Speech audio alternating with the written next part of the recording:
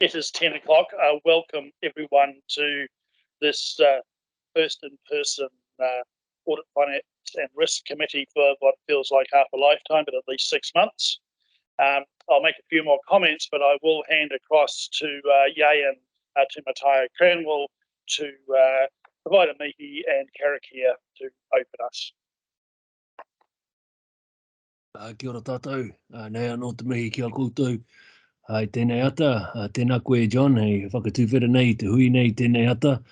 Koa kauri ki te taku kōnohi, engari kei ko nei, a kōrero mihi atu ki a koutou, tēnā koutou, tēnā tātou katoa. Just reiterating the kōrero of John, it's been a long time. Unfortunately, I'm not there, and as you can hear by my voice, you probably don't want to see what I look like either. But it's good to have one of these hui. It's been a long time, so I look forward to listening and partaking today. We'll just start off with the karakia. First off, acknowledging the passing of two taua from Kaitahu, Aroha Ririti Crofts, and also Karen Morgan from Monuku, just acknowledging those two wonderful wahine who have done a lot to support Ngaitahu moving forward since the claim and making sure that we are part of the everyday society. Nō reira, kia koro, haere, moi mai rā, o ki o ki mai, tira whakatā. And we'll just start off with the karakia, nō reira, mīnai tātou. Ka haia tata, ka hapara tata, ka kore ki te manuka wāero, te kutu ka tata nui, ka horaina, ka taki te umere, he po, he ao, ka awa te heiwa. Righty order. Kia ora, John. Thank you for that, Yayan, and we all acknowledge the passing of those important people, both within Māoridom, but within the wider community and the efforts that they have put into all our lives. So thank you for that. Just a couple of thoughts from me. We missed our April meeting due to constraints within council, and one of the things that we were going to look at that meeting was the challenges of our annual plan and the potential cost and inflation excesses that were going to take us possibly beyond the 24% as we articulated. So we wanted to bring that paper to this meeting to have clarity and visibility to show that we had done our due diligence and conversations. We missed that opportunity, but I just would like to note in our minutes that we did take that paper to full council and had a conversation at that point. So to our independent members and others who were part of those initial conversations, just noting that that paper did go to full council, and in a sense we've fulfilled our duty of taking a look and the due diligence that was required. So just that point I would like in there, just as a part of process. And as I said before, really good to have us all in the room for a change and the opportunity to do some work. And I think we've struggled a wee bit with COVID, so lots of things happening going on over the next few months that will be coming to this committee and requiring quite some thought and input. Apologies. We have an apology for lateness from Megan Hands, and we have an apology from Jenny Yui. Are there any further apologies? If not, we note that those apologies are in play. Item 3, conflicts of interest. Are there any conflicts of interest on matters being discussed today? There are none.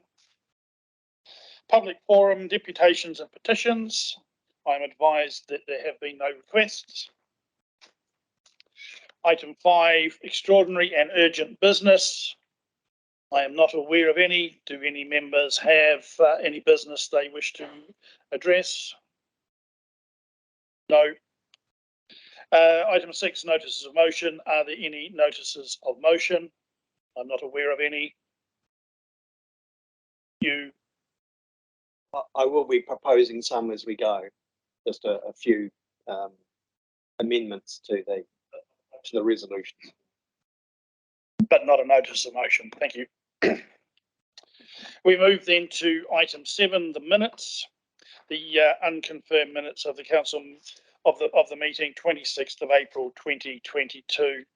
And I'm doing so, I guess I was remiss in saying that due to COVID, this is a hybrid meeting with both online and in council. Are there any additions or alterations or corrections required for the minutes of the 26th April?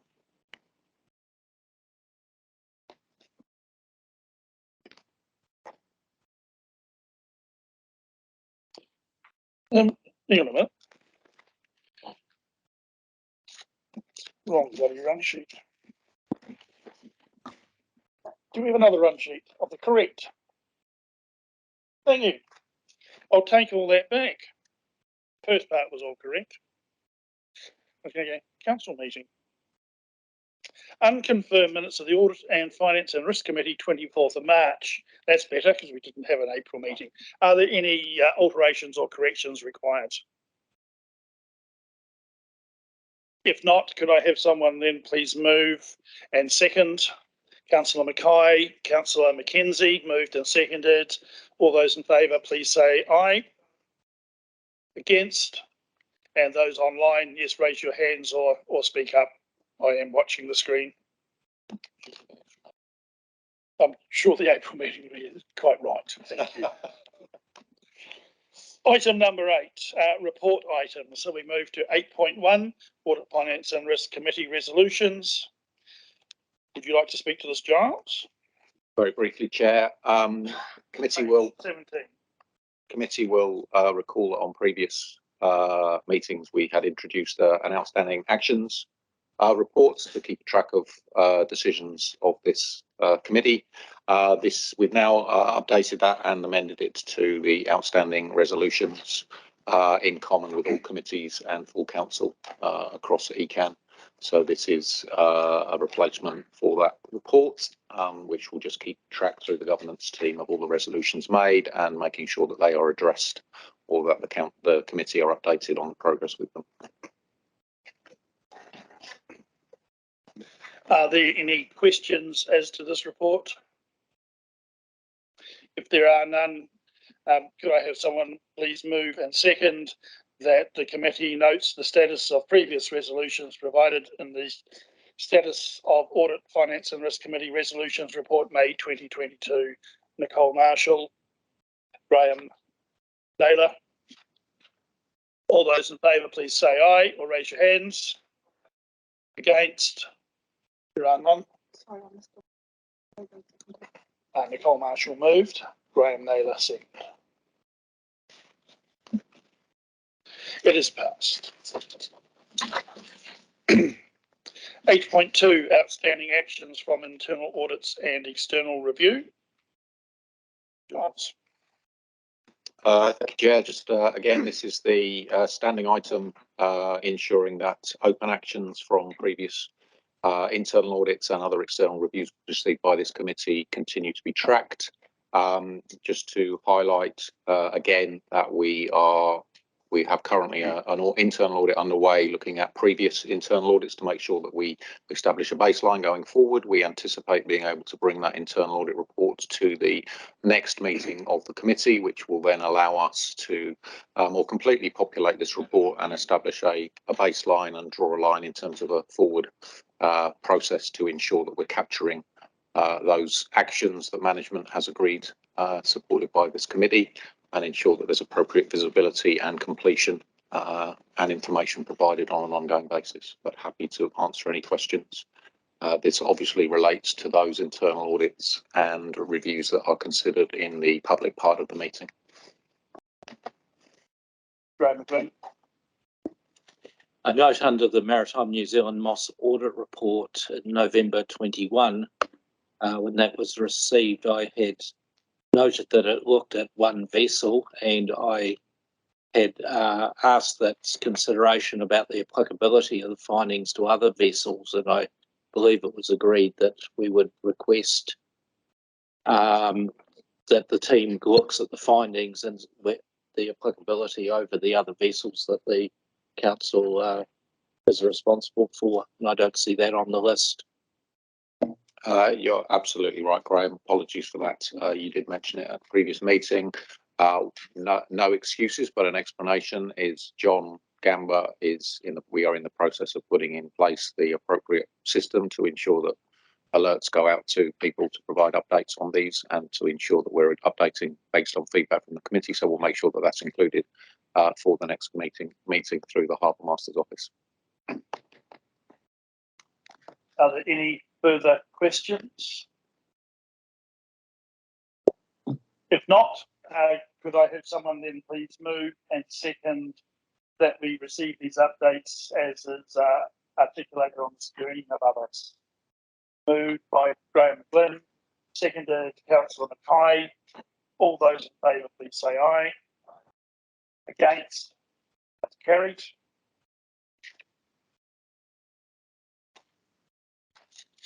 Item 8.3 on page 26.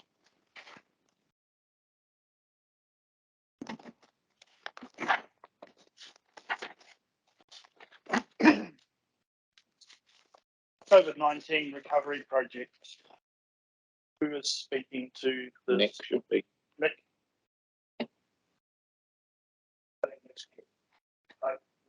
Hang on, just sort out first who we might have speaking.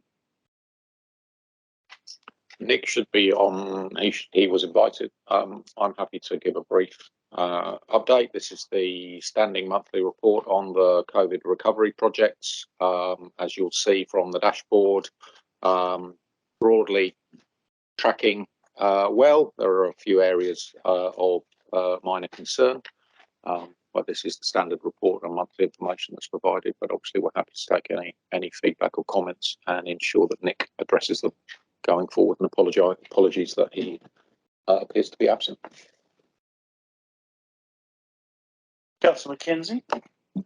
I just wanted to say that Jan Kreml, Timatanga Kreml and I as co-chairs of the Catchment Committee have taken on board the comments from the two Grahams about financial reporting of these COVID projects, and we've talked to the staff who are in charge of this, and we're trying to get the reporting to identify, I'll try and get the wording right, but the Grahams wanted to understand those projects that haven't been completed on time, where the cost of completion and what year those monies sit in, so that is reported accurately, so that there are no surprises in sort of accrual accounting type principles. I think, Graham, is that fair to say? So I've talked to our team about that, and we're trying to get reports. I've got the information. It's just a question of the format by which we report. So that we're working on that process, so that the reports to the Audit and Finance Committee are in the format you'd like them.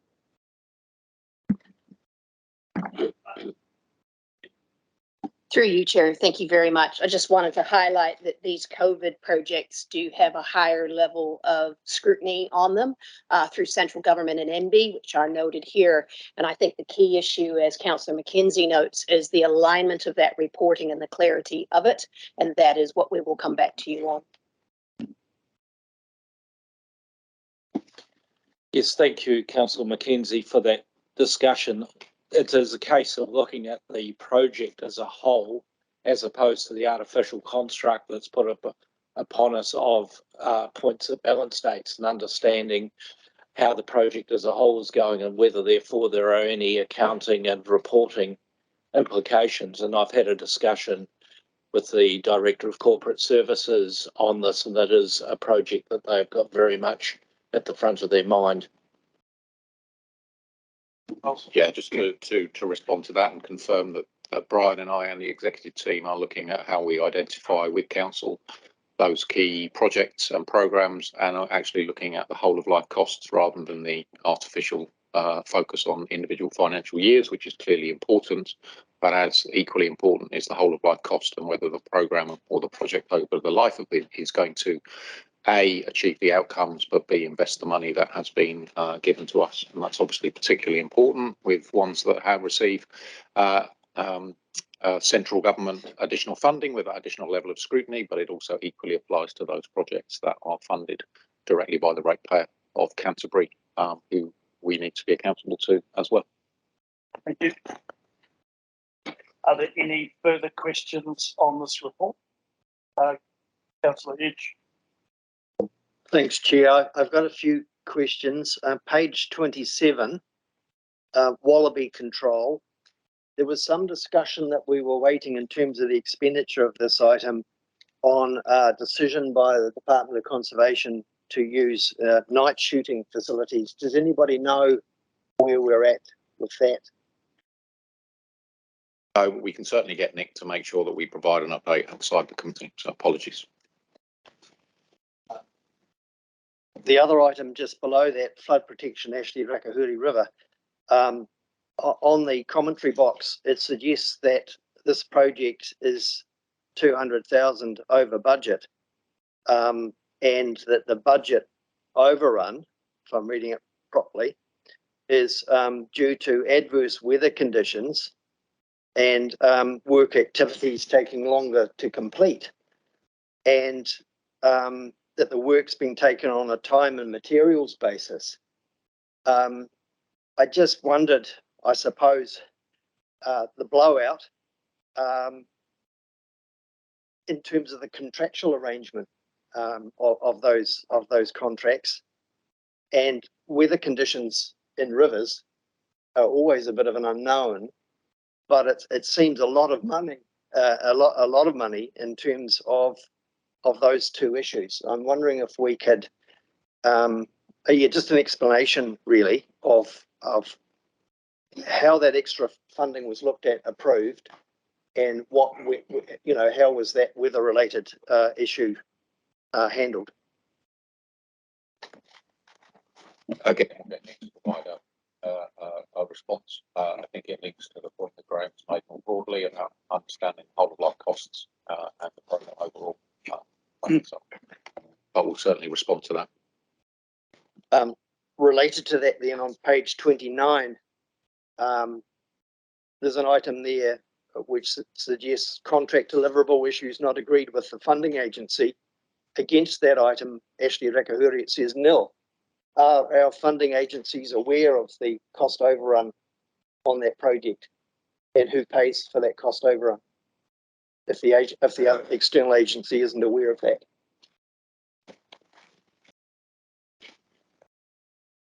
Again, we'll Councillor McKenzie. Again, Jan and I had a report on this at an informal meeting of the Cashman Committee co-chairs with our team, as I understand it. But the additional funding came from Bradford River's budget. It was as reported. The contract was on a cost plus material, and it took longer, and there was more material had to be moved to complete the project. But overarching, but I think that reference on item 7 accurately reflects that there are no issues with funding or delivery with the funding agency. Thank you, Councillor McKenzie. I think that the question that Councillor Edge raises is valid, and whilst we have had those informal indications of reasoning, I think a formal response, I think, is helpful in the context of the responsibilities that this committee has. So having it formalised, I think, is particularly useful. Thank you. Just final, in the light of the discussions we've just been having, and in the light of our move towards greater transparency for the actions that we do on our various projects, I'd like to make a recommendation that we add an additional recommendation to this paper, and that the staff recirculates a report describing the regional-wide river boom transition projects with location maps and an update on progress and expenditure for each, so that it's something that staff can report back on. Council has full visibility on it, and I'd like to move that we make that additional recommendation. Can I suggest that we note that action rather than having a formal motion? So we note that request, and that staff will follow through. Does that? I think given a desire by our chair that we are specific about what the request is, that it's not just a note, it's an actual action, and that this would make sure that that action is done, recorded, and presented back to us in council at a later date. So you would move the motion to start recirculate the report describing the regional plan transition projects, the location maps, and an update on progress and expenditure for each of us. Yes, that's, yeah. A second for that motion. I'll have to second it. Thanks. Any discussion? For me, as the second is the motion, speaking to it, I don't think it's like that, but there's a motion.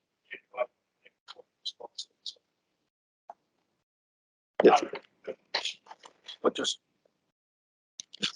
those report pretty much exactly along those lines has been given to council through the catchment committee. So it's, to me, it's something that's already been done, but it just hasn't come forward as a single report to this finance committee. So that, I can't see that's an issue. Yeah.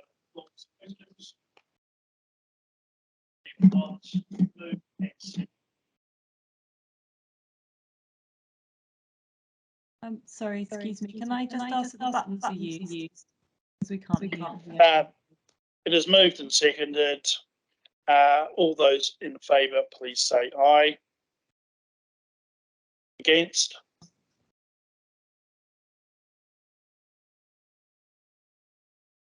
Can I please then have a show of hands?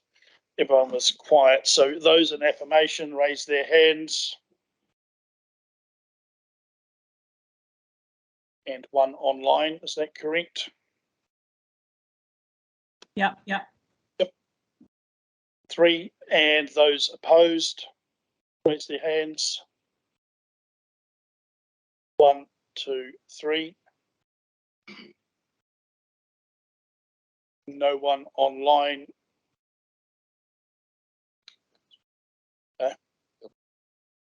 He's not a member. So we are tied 3-3. Process leaves me.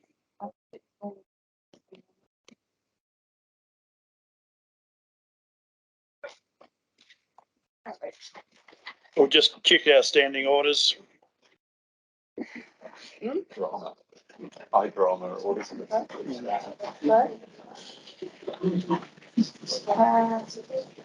the ground start? Yes, but they haven't. Was not clear. Yep. That's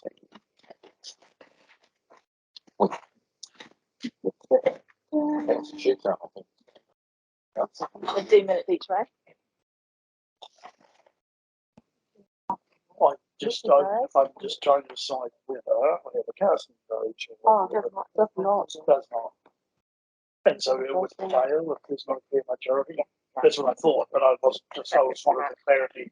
If it doesn't, we revert back to the status quo, which is it doesn't. Did Brian vote? Because he does his name. I haven't seen. No, we saw nothing from you. Right, okay. Thank you. We are tied 3-3. As I understand, the chair does not have a casting vote. Therefore, the motion is lost.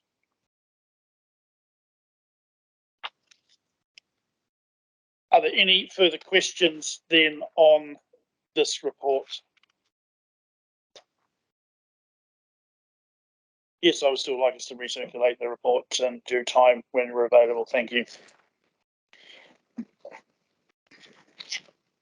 If there are no further questions, then could I have someone please move and second that this committee notes the report on the current status of Environment Canterbury's COVID-19 recovery projects. Councillor Mackay, Councillor Graham McGlynn, yes, promoted. Those in favour, please say aye. Against? Carried. I was promoted to mayor at a different forum, and the rest of the mayors welcome me where my chains were. No. Thank you. That has passed as it stands. We move now to item 8.4, Treasury Policy Review. Brian, you speaking to this?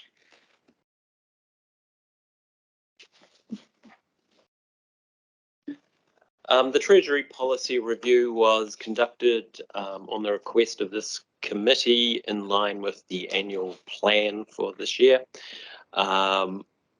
Fundamentally, the changes made to the policy are largely updating of names, roles, relationships, etc. Moving some items from our guidelines to the policy as recommended by our advisors Bancorp. Increasing the limit from $15 million to $20 million for investment of our funds at any one bank. And it was considered that any further substantive review of the policy would occur in line with the next LTP process. So, any questions from there? Questions? Grant, you. Yeah, not so much a question, just really to follow up on that. And I made a recommendation to add an additional recommendation to make that very clear about what's just been described. Would you like me to put that forward now, John? Have a slightly wider conversation before we go there. Giles might have some answer to the question you may raise. Yeah, when he raises it. When he raises it. I'll have a response. You'll have a response. Posit your view and then we will think about it.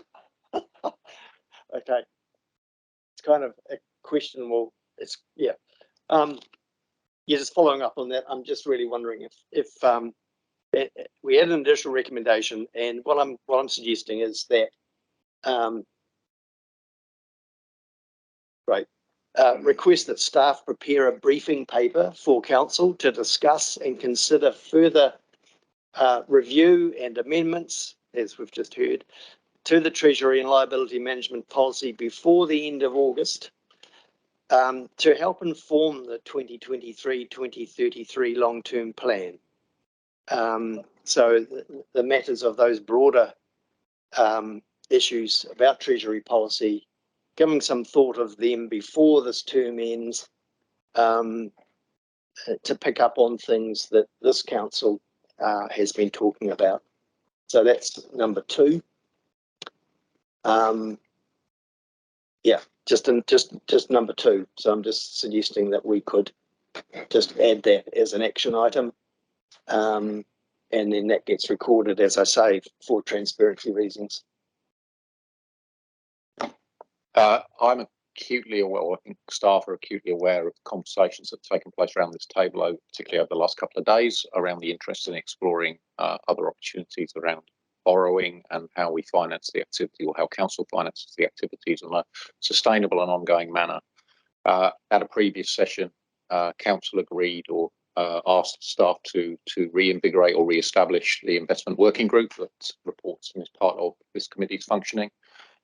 That piece of work, I believe, is an appropriate place for us to work with councillors to develop guidance on an investment strategy, how it might be financed, and the implications that that might have for borrowing for the council over the longer term in terms of the activities it may want to take, linked to conversations that, again, the council has requested in relation to a land and property strategy.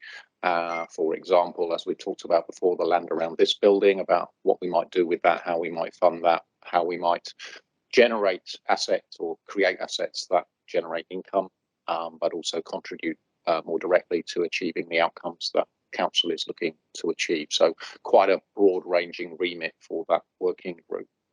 I would like to suggest that we use that group as a mechanism to develop the guidance that would inform the thinking on the next LTP, which, if my maths is correct, will be 2024 to 2034.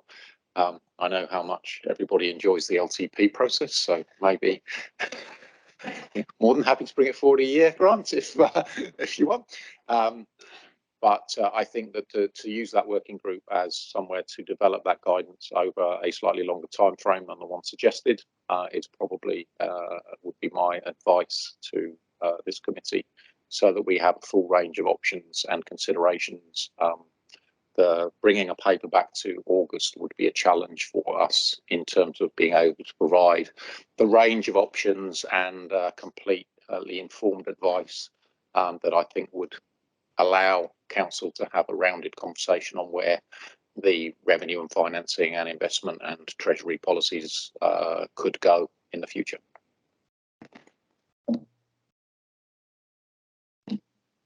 Could we note then, Chair, that changing this to the briefing paper will come back to council to consider the first part of that, and then delete the bit about the time frame? I mean, is that still in keeping with what you're suggesting? For me, all we're doing is noting that we are going to develop this work, and just where it reports back to. If we're doing it in the investment committee, it will come back to PAR and then forward through to council as a natural progression of recommendations. So I am happy of that, and I'm also cognizant of conversation with the two Grahams of how we might in the future better workshop our pre-audit and risk committee meetings, rather than just running agendas of extending some of the time to genuinely workshop, think through, talk, and start to deliver some thinking around ideas that then can be worked on in the investment committee or taken at a different place. So just trying to change our focus a little bit to work through and think through these processes. So you're happy with that note being added? And do I need any formal motion to do that, or are we just noting that request? We're just noting that request. Yep. Any further conversation or questions?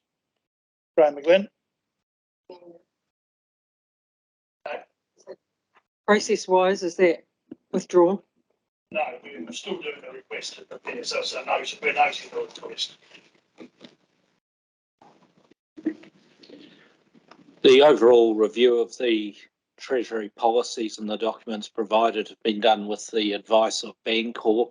We're very well respected. From my point of view, it all makes very good sense. A couple of very minor points on page 43 of 234 in our pack is the approving of the account signatories, being Chief Executive Director of Finance and Corporate Services, but just asking whether we have any guidelines in place as to the characteristics of the people who are eligible, so that we don't impinge on our potential internal control structures, and perhaps seeing some visibility of the guy, who are the current signatories, what are the circumstances, potential conflicting roles, and what guidance is out there in deciding who should be a signatory, so as that we're maximising our control structures. We do not actually have a centralised analysis of that, but we can certainly report back on it in the future. Any further questions? On the paper, the second item I had was to do with page 46, appendix 2, the equity asset holdings, and that I'm also suggesting again in the interest of transparency and actioning, adding an item 3 to the recommendations, that staff provide a report that describes that provides a description of the schedule, if you like, of each asset type, showing property location maps and other relevant information. So there's a list there of strategic assets, reserve land, endowment land, land subject to local act, regional park, and beneficiaries land. I think council is, so that's what I'm suggesting as a that's item 3, I think, Juliet. And I'm just suggesting that it will be useful again for transparency, because We hold these assets, but council has really limited oversight of where they are, what they are, and what the value of those assets are. And I think it will be useful in terms of the other item and future Treasury policy about investments and things, that we actually have an understanding of those.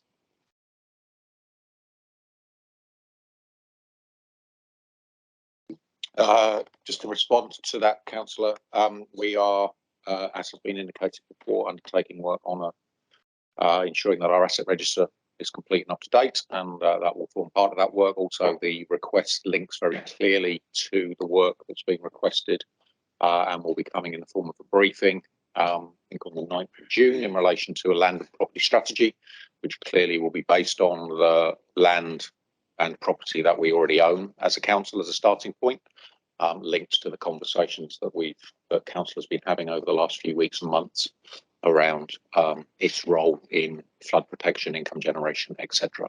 So I see it as part of the ongoing work that Brian and I are doing in the kind of financial management and asset space, but also linked very closely to the work on the land and property strategy, which, as I say, there'll be a briefing coming early next month.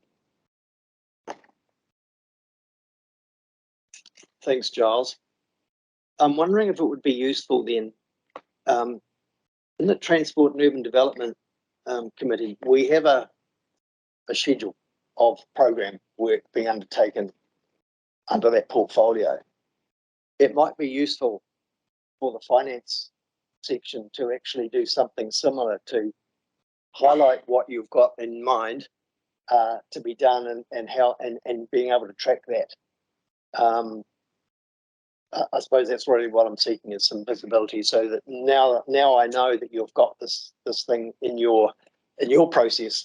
It is bringing that to us to say, to acknowledge that, so that council is aware of what you've got in mind, because otherwise it's your mind, it's not my mind.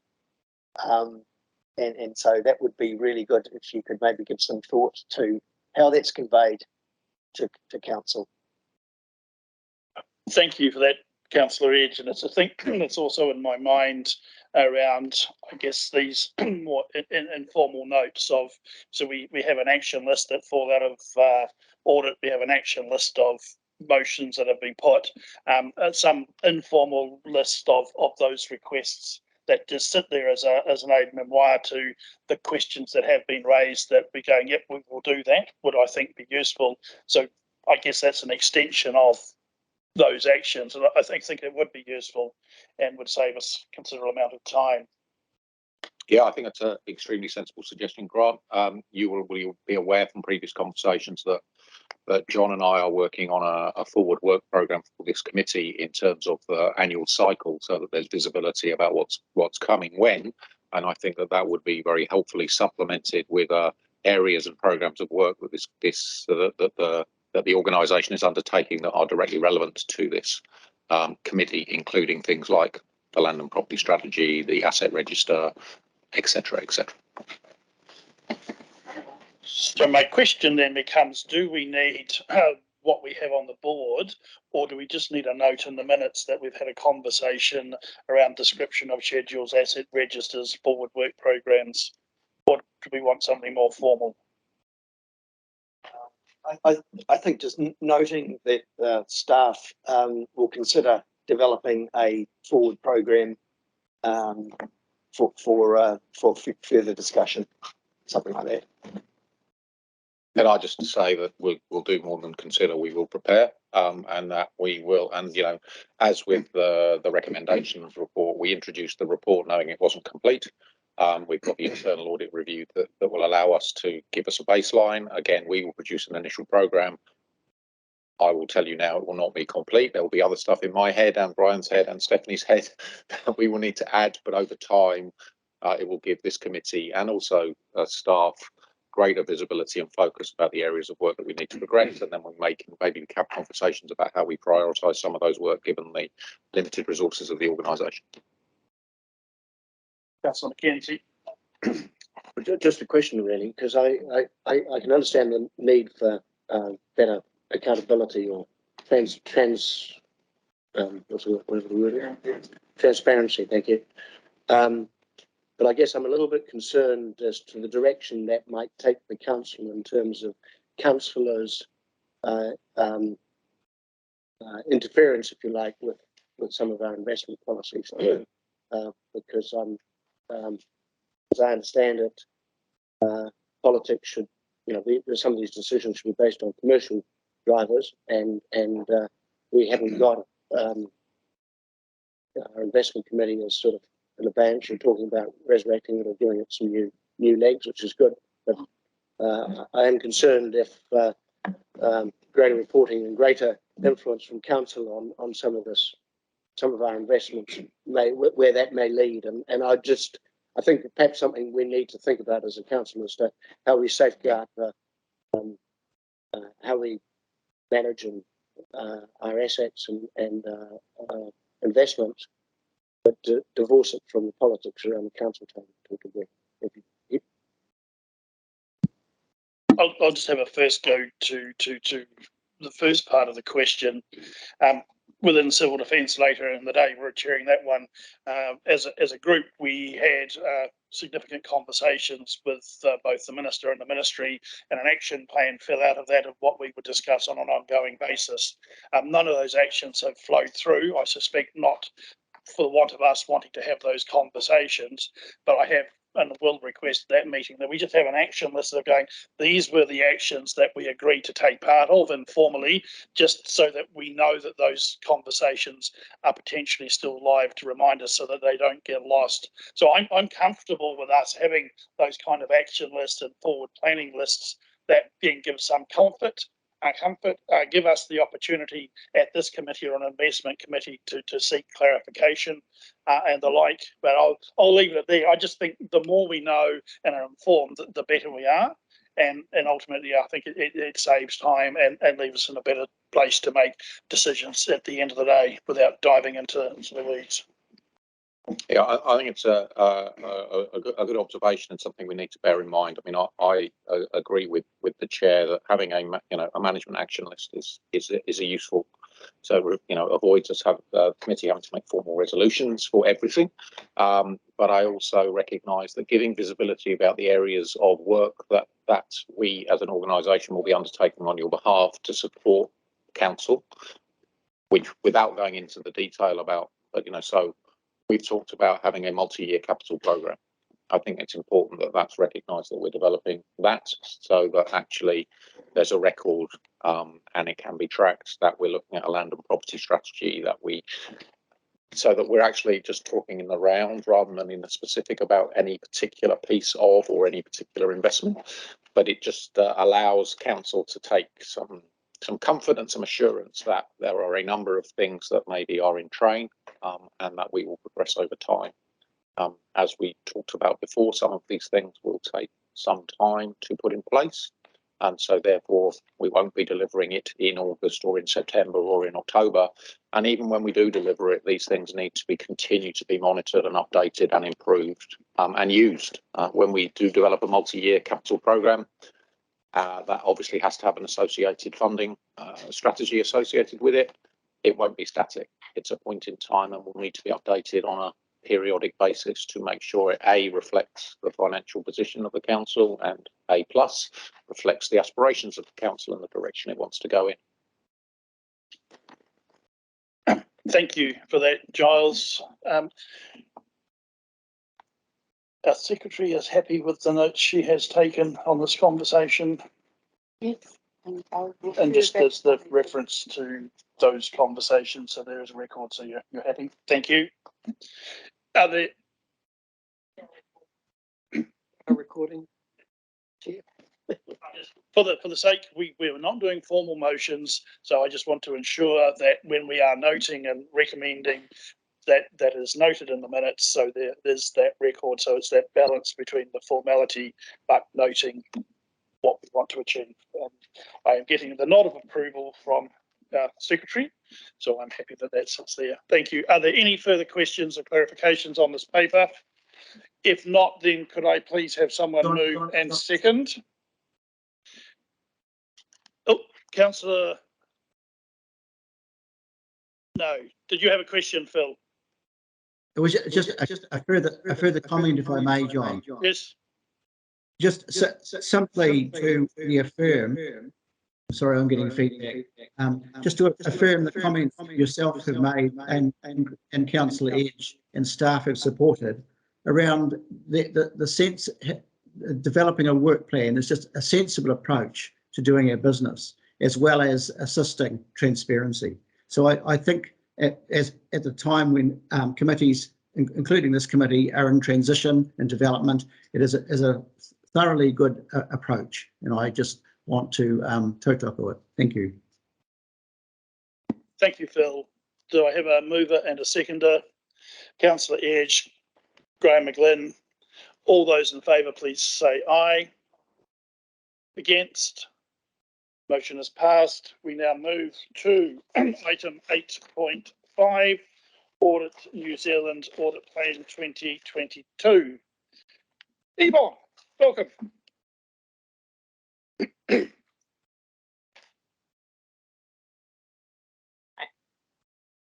Thank you, Chair. Kia ora koutou. I'm pleased to present our audit plan for the coming audit 30th June 2022. On your page from 76 is our report. I take this report as read and will highlight a few items here.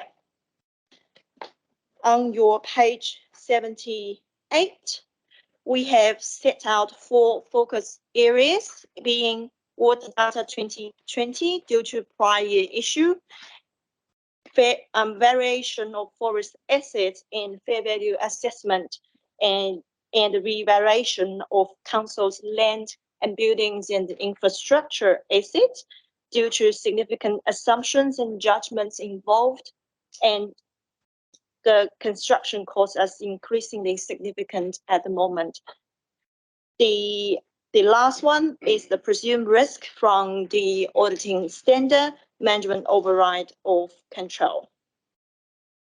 On your page 85, we have also identified 4 material performance measures under council's water and land, transport, and climate change and community resilience portfolios. Then I move on to 89 on your paper. This shows our provisional timetable for the upcoming audit. I'm afraid we have scheduled your audit later in the year than you may prefer. There are a few reasons behind this. First, auditor capacity constraints have had implication for the time of our audit work since 2020 and when the pandemic started into 2021 and now 2022. Those constraints and the need to ensure our audit quality were key elements in Parliament extending the statutory timeframe for the 2021 and 2022 financial years, meaning that ECan's statutory deadline for this coming year, 30th June 2022, still remains the end of December. The provisional timetable we propose here are within the statutory deadline in accordance with Local Government Act. The other reason is that the application of the OAG prioritization framework, which put a few other councils ahead of ECan, I'm afraid. The last one that influenced this timetable is the Omicron impact on our current workforce, which is putting a lot of pressure on the completion of our current audit. In saying that, we are having another wave in our office in terms of people getting Omicron, actually. And unfortunately, that may remain for the next couple of months. And just to correct one thing on page 89, after I discussed with management, the last sentence, annual report available, including chair and C's overview or report, we will delete that, meaning that the chair and C's report can be provided in a later date other than the 7th of November 2022. The other thing I wanted to say, other than documented in this paper, is that the audit fee is not included here, as this year's fee was already agreed along with last year. We will assess our actual cost at the end of the audit. If any variations, we will discuss with OAG and management at first instance. I will continue work with the council and communicate around the timeframes and expectations throughout the year.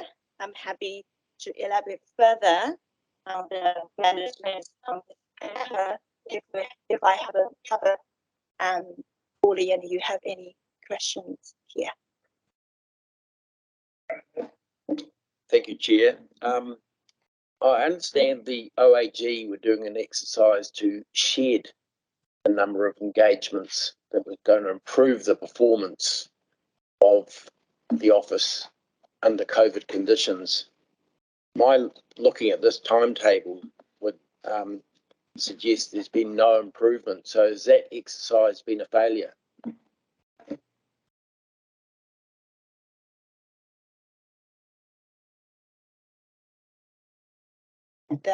Sorry, I'm new here. Yes, you're correct. Office of Auditor General is helping us as we are one office.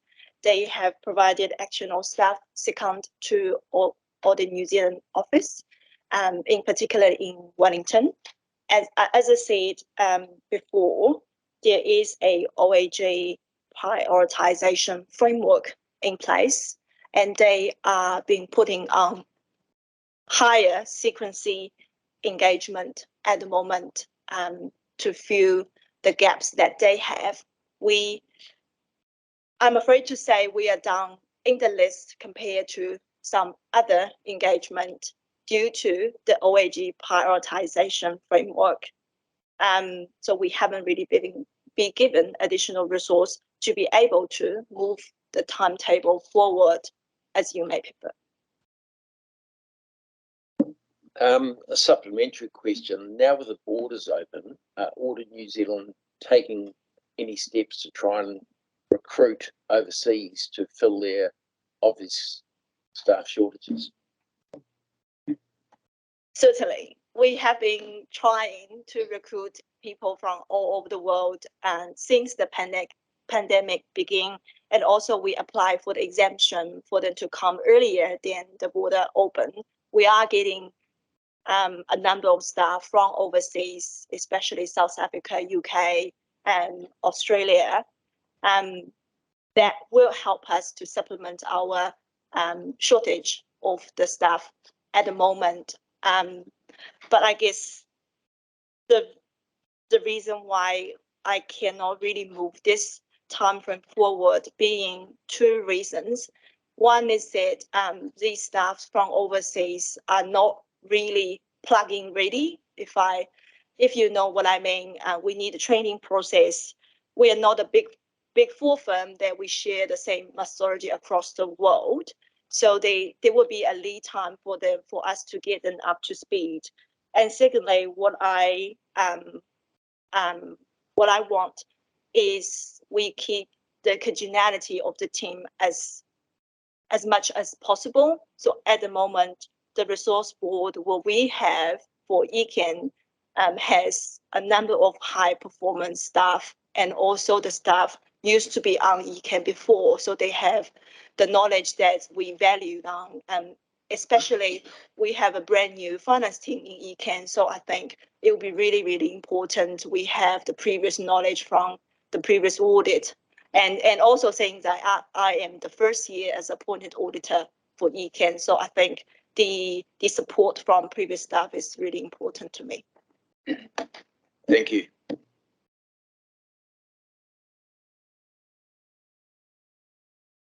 Probably a question more for Giles, and appreciate, thank you, the update that you've given. But from a Environment Canterbury point of view, there's a couple of things here. We'll have a new council in place. It's very close to the end of our work year, or closing off pre-Christmas. We've got some dates there that are not outlined. I'm just wondering, we have some as I understand it, we have statutory requirements to meet as well for filing these. So that's probably my key question, is what's the implications for our organisation, and knowing that that new council will be doing an annual plan, and there'll be staff involvement in that as well. So just on the implications. Yeah, thanks, Councillor. We are acutely aware of the implications of the extended timeline. It's not ideal. It's not something that we would want, and I'm sure it's not something that Audit New Zealand would want either. It will place a number of challenges to the organisation, both in terms of obviously having a new council, also ensuring, as Yvonne's already highlighted, that we need to work iteratively with Audit New Zealand in terms of the Chair and Chief Exec's overview to make sure that we are completing the audit in a way that's pragmatic and sensible for all concerned.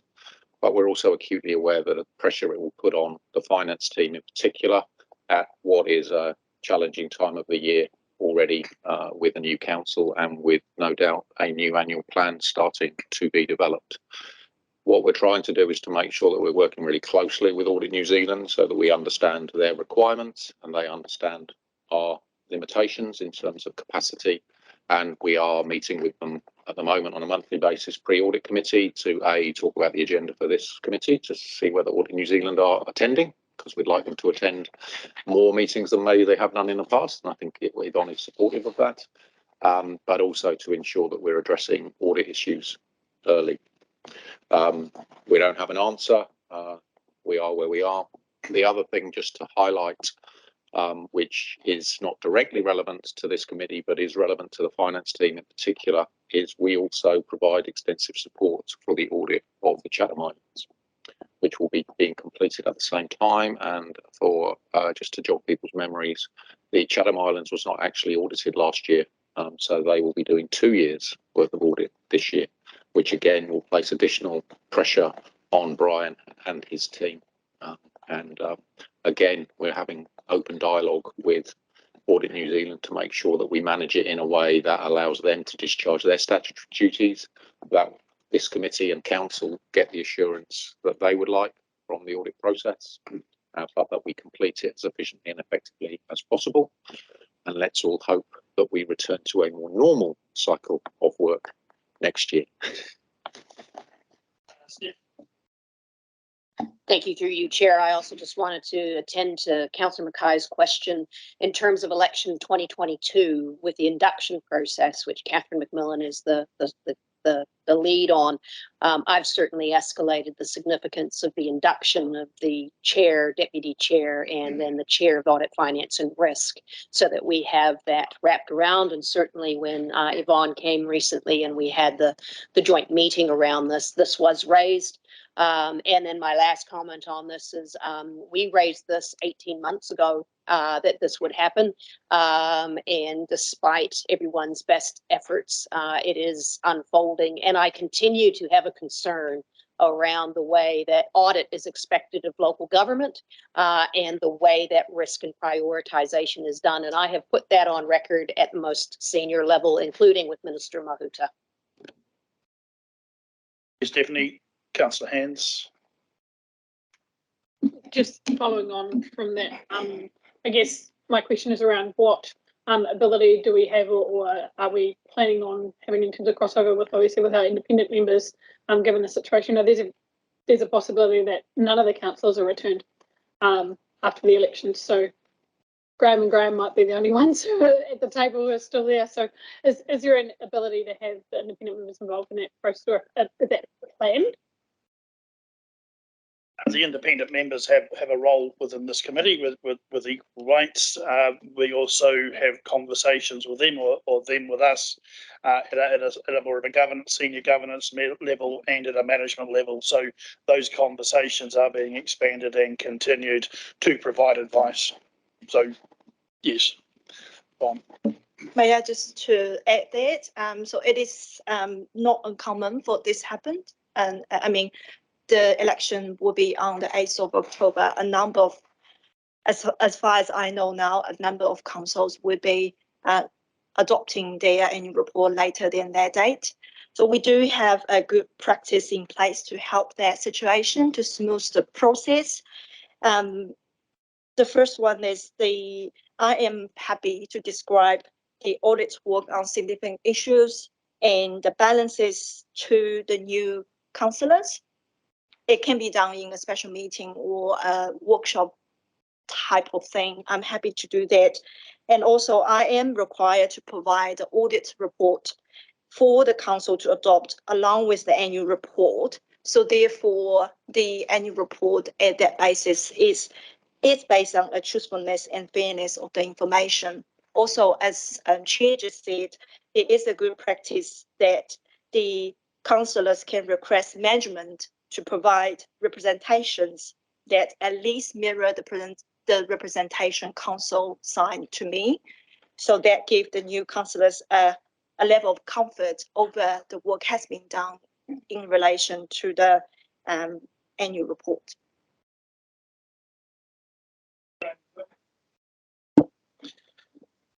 Through you, Chair, just for the education of councillors as much as anything, that on page 84 of the pack you talk about financial statement materiality, and you've specified some numbers there. With my understanding is that the 113 million relates purely to matters associated with the fixed assets area, where it's a very large number. And effectively your specific materiality you quoted as is $6.7 million, which is what you would consider material of errors, either individually or in aggregate. Now, there's another aspect to materiality that I'd like to frame a question towards you there, which is materiality by nature or qualitative, and you refer to that about 2 paragraphs down. What sort of items would you regard as being material by nature, and what would be your sort of tolerances for error in those particular items?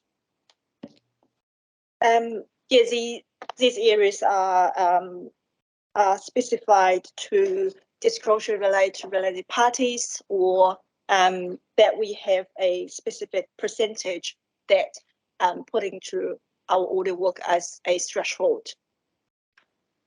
And also the disclosure other than the figures in the financial statement, that we will consider a level of the other than the quantitativity level. We also can for information that either based on the qualitativity or the quantitativity based on the nature of the performance information. If I may, a supplementary comment. So essentially it's items that would be of particular interest to the users of the accounts, i.e. our ratepayers, and you would effectively be saying that there's very little tolerance for errors in the area of related parties, stuff that might be covered by members' interests and the like.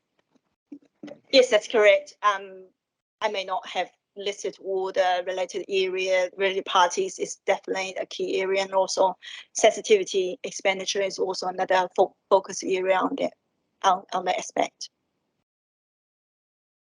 If I may, Chair, just comment on the earlier discussion on audit resourcing. It is a global issue out there.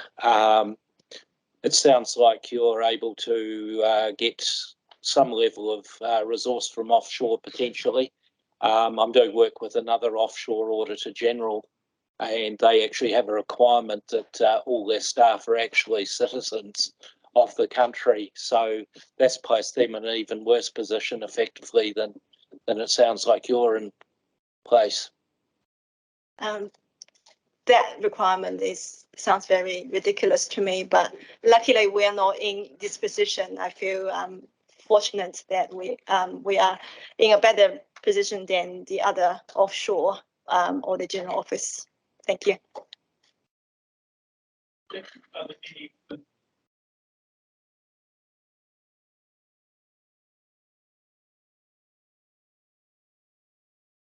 It's sort of a bit of a follow-up to Graham's first point about materiality. On page 85 and 86 of your report, you list some items, including flood alerts and flood protection and drainage infrastructure, and you're saying quantitative materiality is not applicable. Can you just explain that a little bit more detail, please? Sure. I have discussion with management last week, but I'm happy to elaborate this matter to you. So on page 85, level of service 26, maintain flood protection and drainage infrastructure to agreed standards while considering border outcomes. We have the materiality here as quantitative materiality is not applicable. The reason why is the target of their level of service is only to publish an annual report on scheme condition for all schemes in accordance with relevant asset management plans. So it's whether you publish or not. But I do have a note down under the table on page 86 to explain that, because what we expect to audit is the actual, apart from the quantitative factor, whether you have published or not, we will also assess the council how the council will disclose the data and analysis in relation to the scheme condition against the targets, that the actual targets in relation to the level of service performed. Can I just preempt one question? In a haste to correct something that was identified at the Regional Strategic Leadership meeting, we created another issue which has now been resolved, and that's on page 105 of the agenda. So if anyone wants to raise that with me, we're aware of it and we've fixed it. So that's all I'd like to say. Thank you, John. Do we have questions?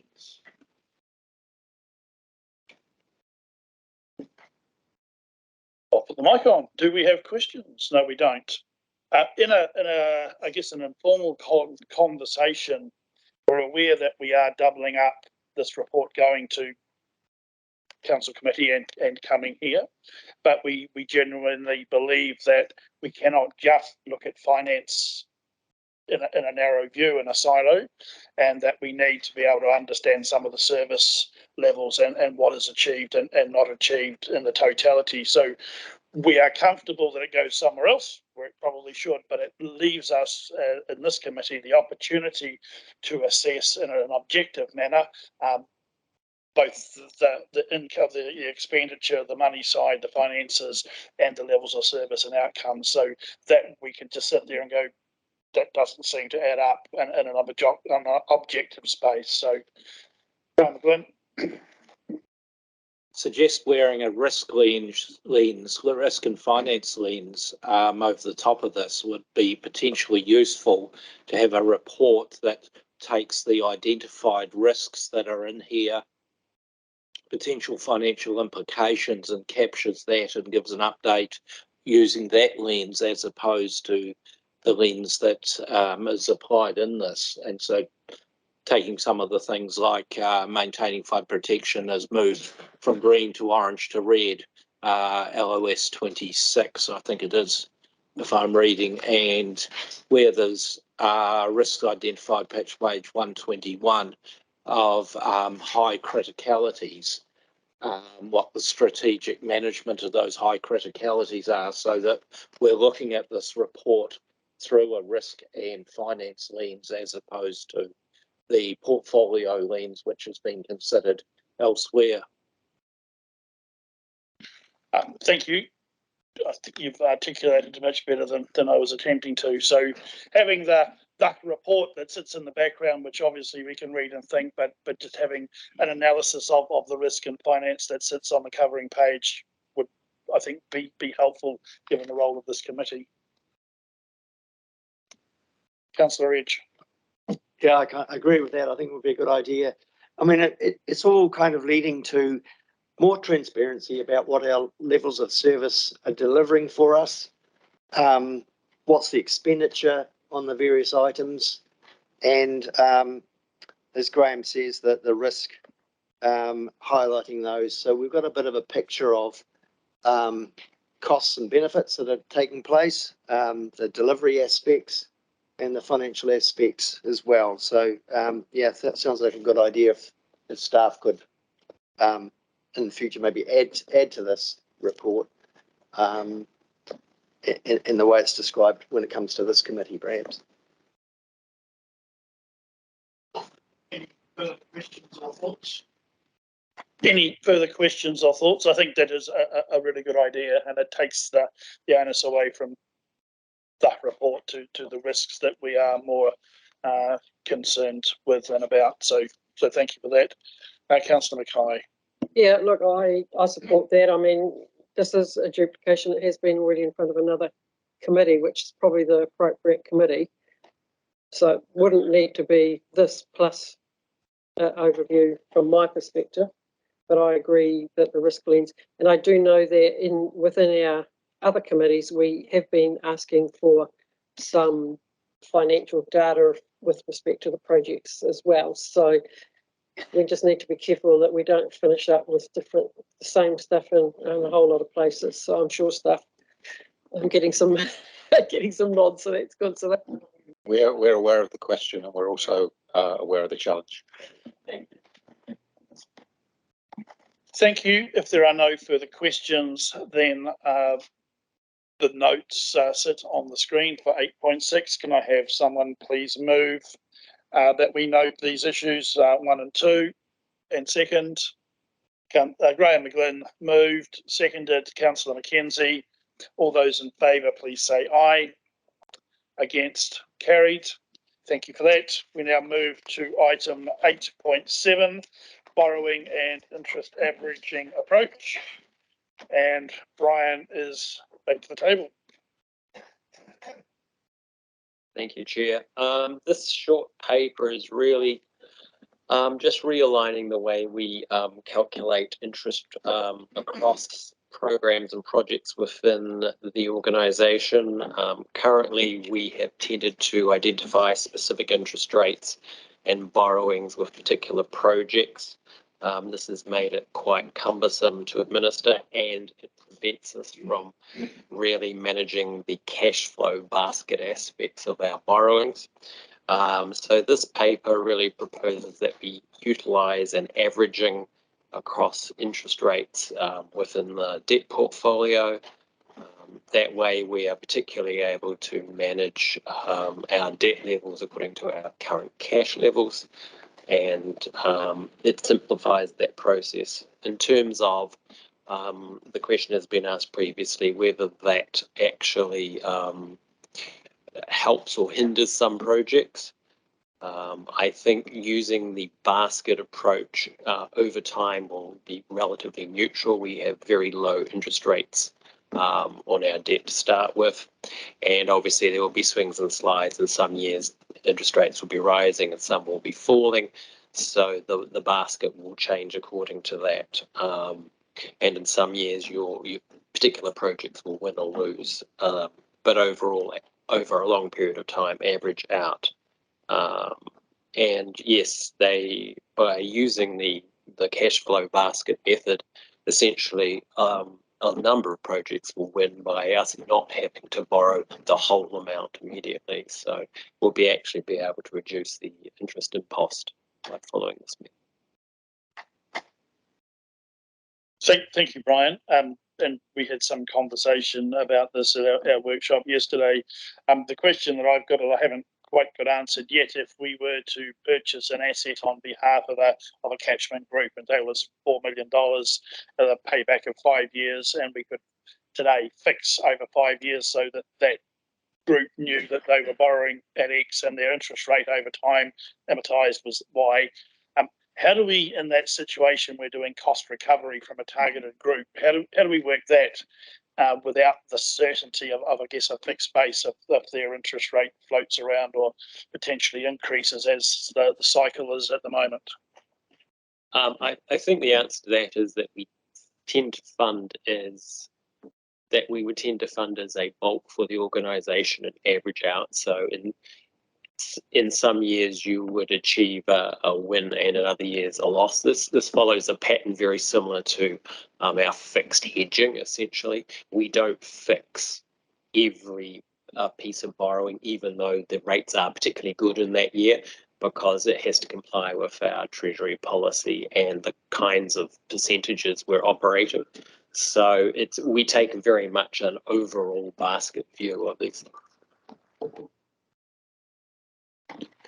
Agree totally with the points that Brian's made, but the other way to answer your specific question is if that catchment was financing this totally on its own resources and using its own balance sheet, it would not be able to get anywhere near the as attractive interest rate as can be achieved by ECan overall managing a risk portfolio.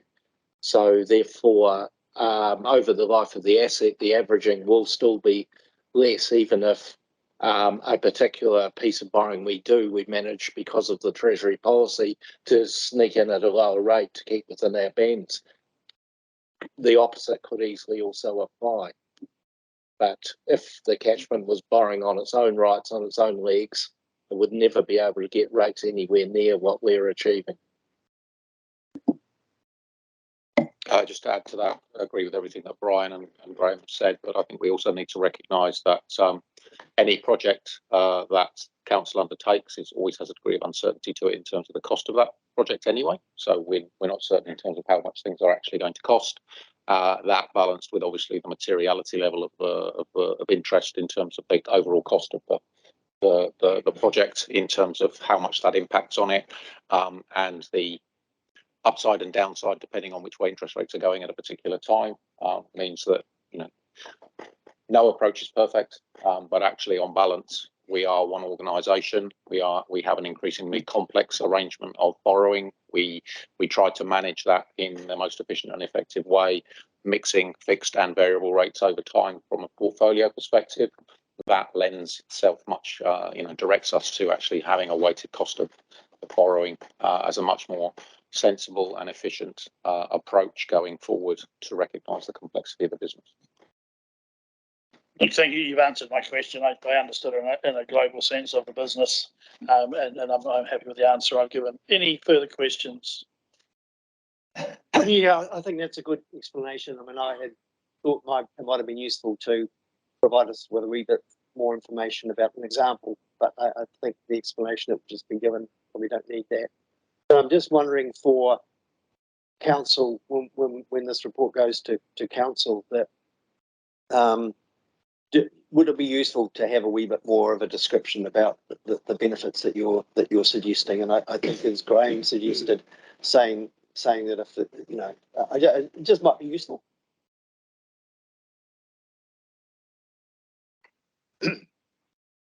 Thanks. A question around ECan's credit rating and the effect that has on our ability to access low interest rates.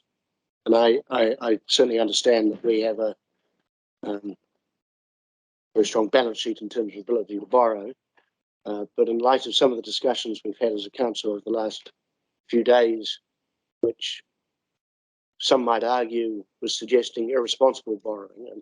And so I guess my question is sort of roughly around the lines that if the council went on a binge of irresponsible borrowing, would that affect our credit rating? And therefore, would that affect the weighted cost of our interest rates, which then could tip over more legitimate projects, I guess, we're borrowing for? It is certainly true that our credit rating does significantly affect the interest rates that we do get from our GFA. Having said that, we are just starting the process of renewing our credit rating with Fitch currently, and the kinds of variables they take into account is quite substantial in terms of not just where the council sits and how strong its balance sheet is, but also environmental and local market and all those issues. So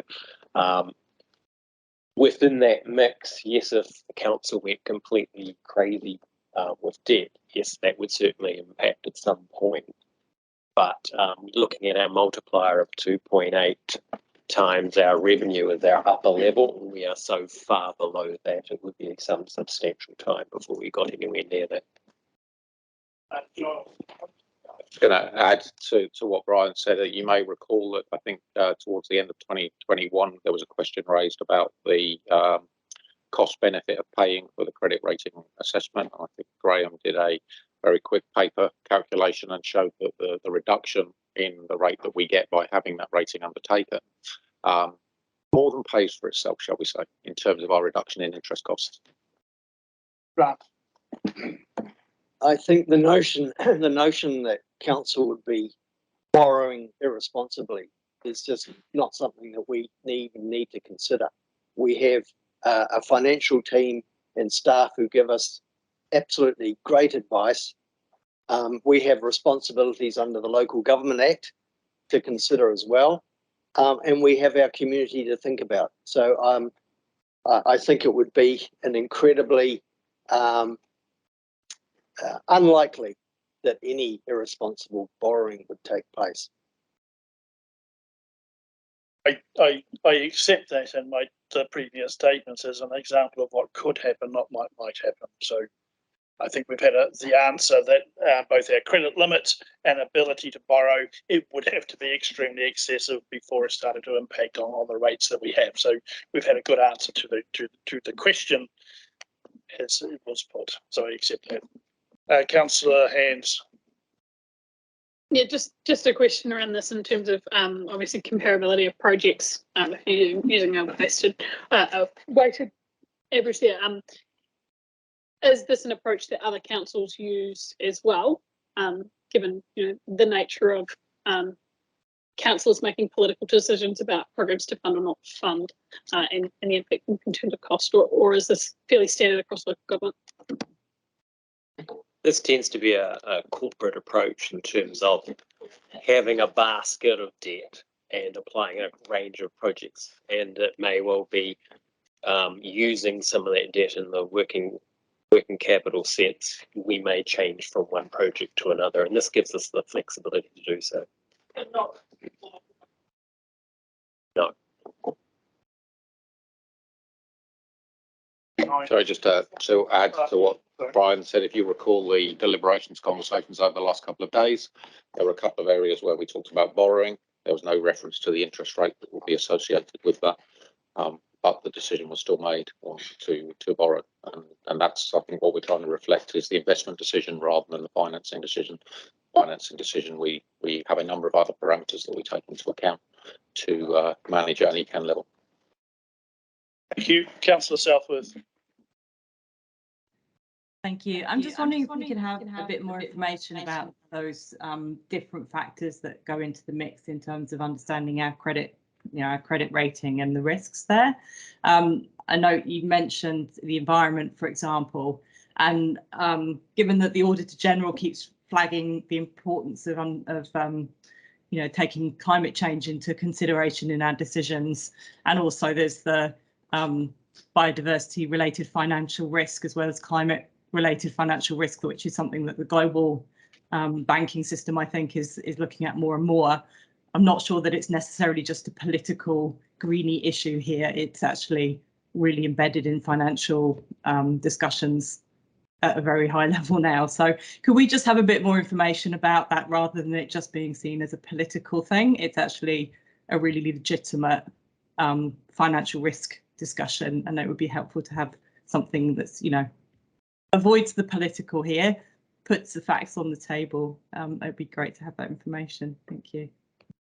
Sure. I think what Fitch actually attempt to do is understand the entire business from the ground up and the environment it's working in. We certainly have a list of very specific questions that Fitch have submitted to us that we would reply to. So it may be that that could be the basis of providing some of that information to you. That'd be great. Thank you. Thank you. Any further questions on these matters? Stephanie.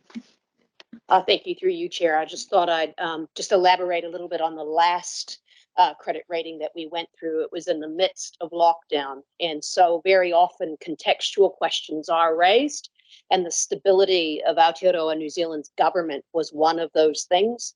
And the stability of our government was deemed very high. And so the ability to rate local government in Aotearoa was higher than in other countries at the time. There was also a sense of questioning the ability of us to retain not just our labor force, but to be able to continue with a civil society. So there were issues around security, health, well-being, and the stability of government overall. And those are the kinds of questions that they will fold into the conversation. And when their panel reviews the credit rating, they consider those alongside the specific criteria that Brian just mentioned. Thank you, Stephanie. Sorry, just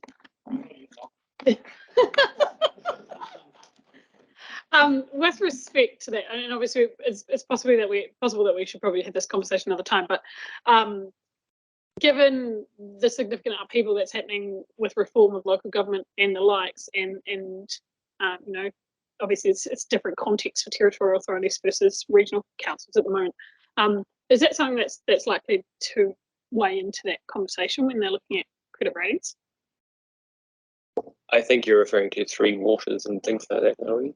Not necessarily just Three Waters, but also reform, whether we exist in that personally. It's probably information that they will be interested in, but at the same time, there's been no actual move to actually disestablish regional councils, and our balance sheet is relatively unaffected by things like Three Waters. So I would suggest that for this current year, they will probably discount that. Thank you. I think we'll draw this one to a close. Can I have someone please move and second that we note the new approach to allocating the interest costs of Environment Canterbury's debt portfolio? Councillor Mackenzie, Graham McGlynn, moved and seconded. Those in favour, please say aye. Against? Carried. We move on now to item 8.8, Bancorp Treasury Report for March 22 quarter. Brian, you're still there. Thank you, Chair. The Bancorp Treasury Report is basically has a couple of functions. One is to discuss the economic and interest rate trends in the market, and to report back about ECan's compliance with its own debt and investment rules, basically. So one of the in light of the conversation we've had, one of the particularly interesting pieces of information there is that our cost of borrowing has risen from 1.97 to 2.02%, which, given what we know is happening in the mortgage markets and relative to inflation, just signals how strong our borrowing position is in the market. Thank you, Brian. I wish mine was as strong as this entity's myself. Questions? Councillor Edge. Yeah, no, it's an outstandingly low interest rates for all of those for our $66 million system. I just really something I raised the other day on page 149 concerning the fixed rate hedging percentages for years 2 to 4. In our long-term plan, we identified that figure as 20%. I just wondered if you checked to see if it's 20 or 25. Yes, we have checked, and it should be the 20.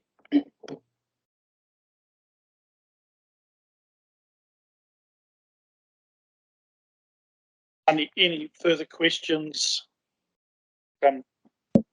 Thank you, Chair. I would like us to modify the resolution to not only receive the report, but also note the positive representations that Bancorp have made to the committee regarding policy compliance in the period.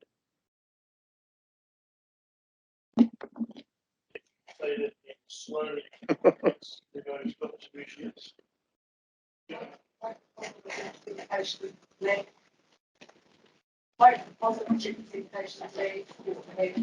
No, Bancorp.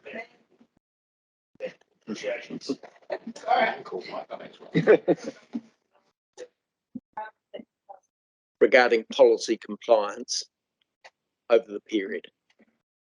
Sorry, excuse me, can I just take a wee having conversation that got quiet? No, we're not. We're just waiting for the typist to catch up and get the wording right. Just while we're doing that, we had a prior conversation around the potential for putting some graphics in, just showing, I guess, interest rates and the like. Is that something you might want to bring up here or add to this, or is it something for another date? Just while we're getting things sorted. If I may, through the chair, suggest that we put a third note that future reports graphically report on the compliance with the various covenants and policy bands over a period of time, so that we can look for trends easily. Just over a period of time would, from the point of that minute that's being drafted. In a simple sense, then, if we looked at our average cost of borrowing, if it's on an upward slope, we go, oh, it's rising. What are our challenges?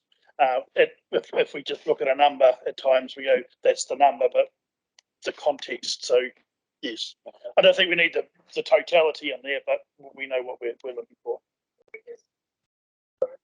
With your approval, could we just change the words, perhaps future reports graphically report on the compliance trends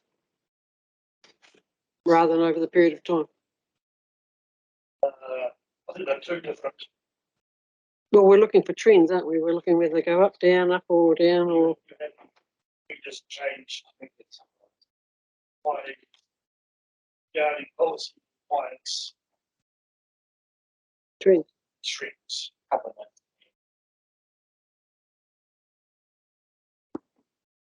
Given they circulated an interest rate So we just trend over the last 10,000 years, I'm sure they can provide us with our information over the last 2 or 3. So we'll work with Bancorp to get that included. given what we have on the screen now, are we happy with it there? Or no?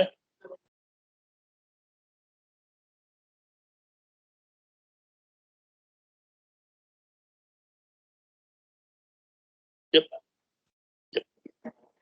So we're happy that we note in item 2 the positive representations Bancorp have made to the committee regarding policy compliance over the period, and 3, future reports graphically report on the compliance trends with the various covenants and policy bands.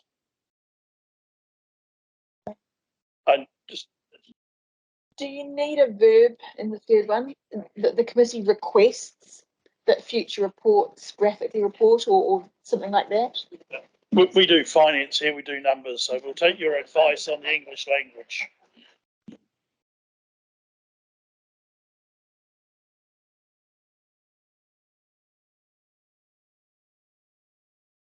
I think we have the gist of what we require. If there's a word to go in, I think we can have a bit of license to, without changing the intent. So we are happy that those notes and requests are there. Do we need to formally move them, or are we just noting and requesting? Move the whole lot as one. Cool. Any further conversation on the Bancorp report? Just one kind of adjacent question, I guess. In terms of those rates from the LGFA, obviously looking great at the moment, but note the reference to the OCR, which is quite different to some of the commentary now after yesterday. Do we have any indication what might happen to interest rates with LGFA in the next couple of years? Is there any modelling for that, or is that fairly fixed because of the way that the bond and swaps have been constructed? They don't do any, well, at least to us, any specific modelling, but you can actually see that as they're doing their bond tenders, the rates are rising. And I think they're hedging around 44% now for floating. So, yeah, I mean, they're subject to the same trends, but it's just at a lower level.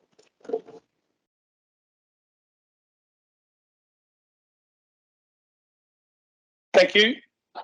I see no questions on the board, so could I have someone then please move that we and second items 1, 2 and 3 on the board. Councillor Hands, Graham Naylor moved and seconded. All those in favour please say aye. Against? Carried.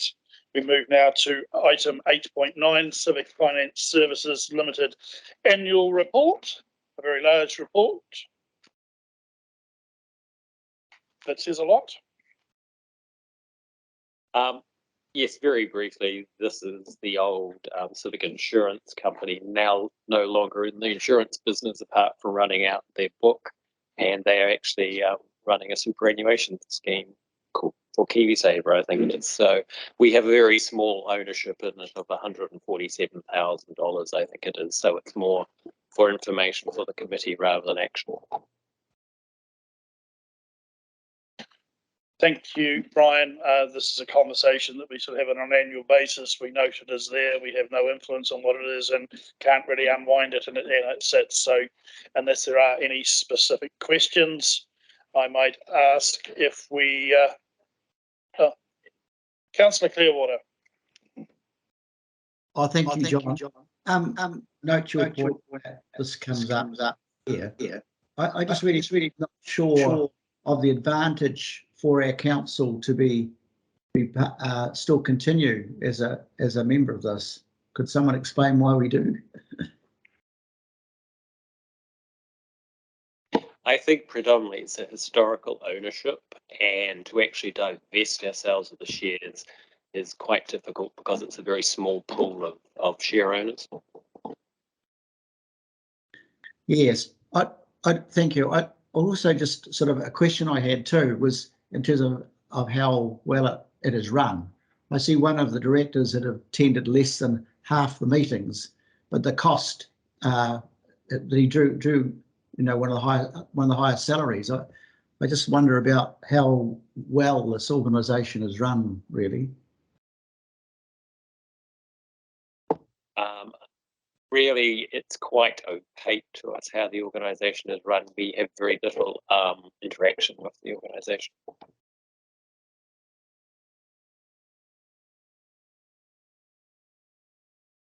Okay, so the intention though is that we, as a council, we continue to have that small shareholding. I think in the past, Councillor, we have looked to divest as it has no particular value. There is no one to divest to. So I guess we could give up our shares or they just sit there in some form of perpetuity. Councillor Edge. Thanks, John. Maybe it's something we could discuss in the investment discussions that we might have at a later date. Remind us. Thank you.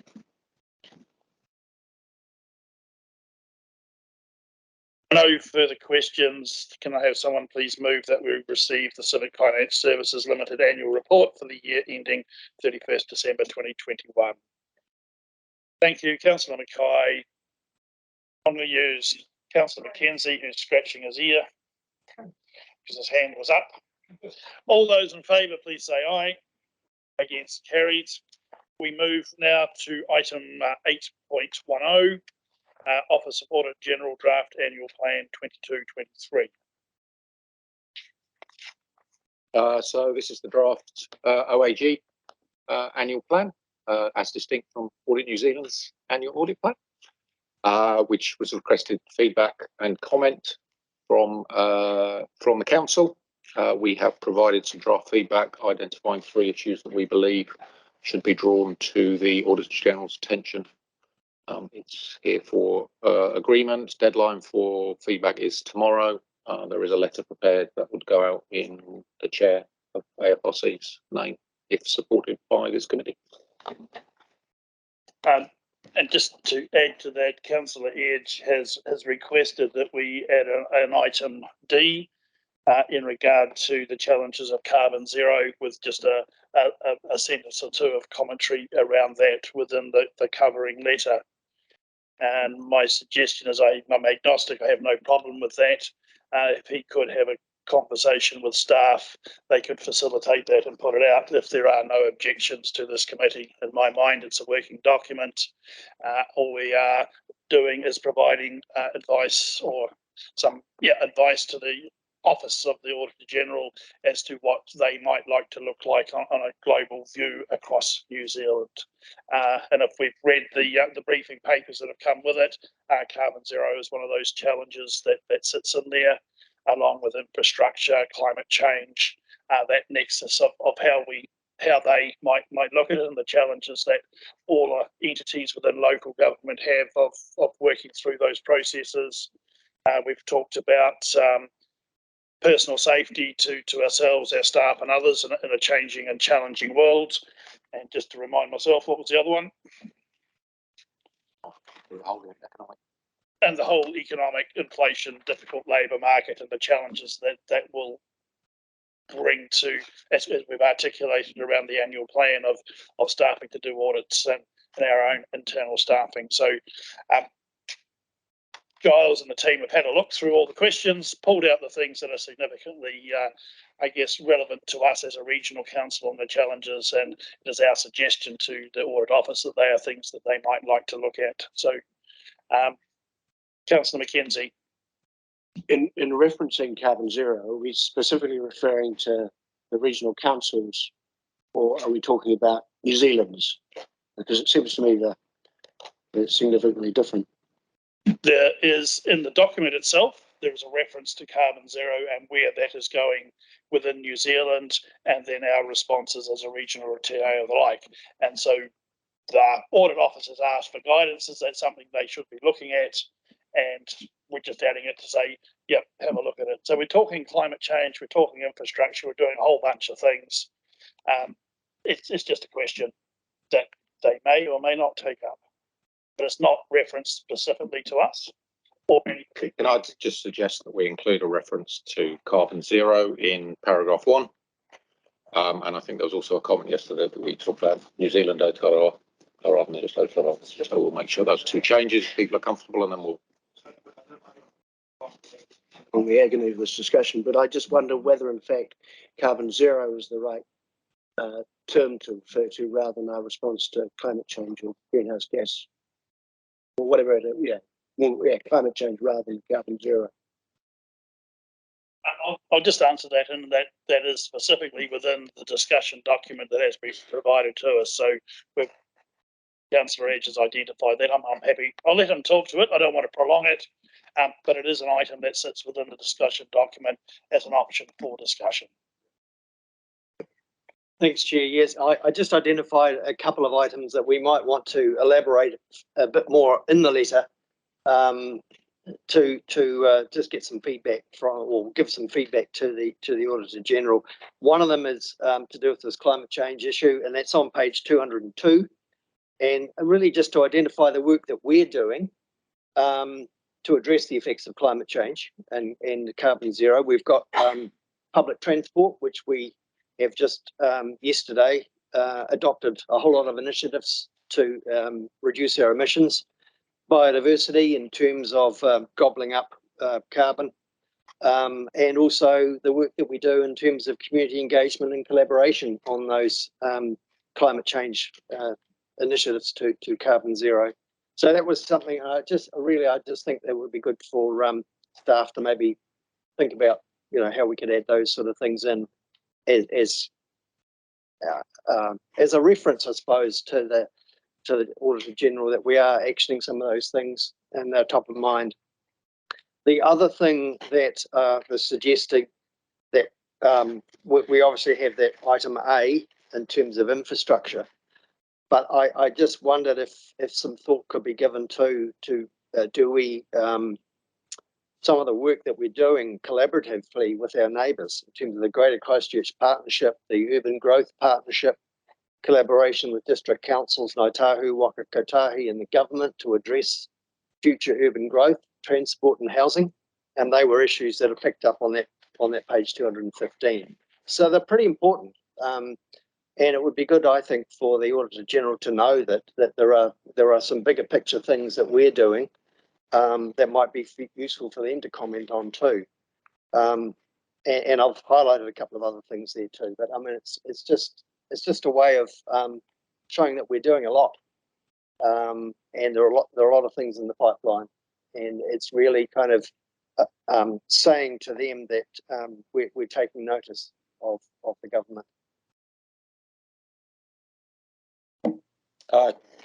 Thank you, Councillor. Can I suggest that we put an additional paragraph in, I'm looking at John here, that at a high level indicates that, we are actively considering the issues we've outlined above, and that, we would be more than happy to have further conversations with the Auditor General's office if they wanted to understand the work that's going on in Canterbury in relation to these issues that we've identified. Thank you.